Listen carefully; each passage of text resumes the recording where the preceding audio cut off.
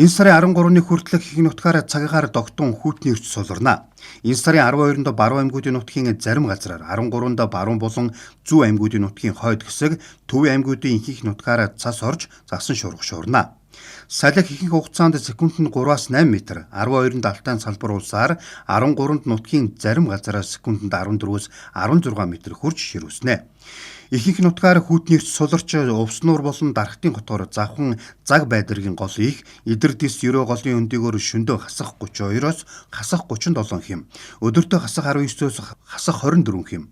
Хангаа хөвсгөл гинтийн улархан нутаг орхон сэлэн хараа туул тэрэлж хэрлэн голын өндөгөөр шөндөө хасах 25-аас хасах 30 хэм, өдөртөө хасах 13-аас хасах 18 хэм.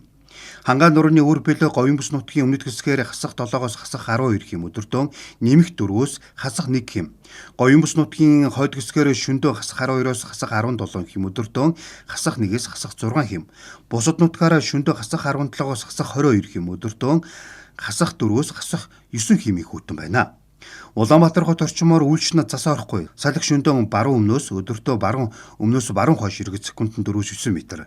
Шөндөө Ярамг сүнгний орчмоор хасах 24-өөс хасах 26 хэм, бусад хэсгээр хасах 16-аас хасах 18 хэм, өдөртөө хасах 7-оос хасах 9 хэмийн хүйтэн байна.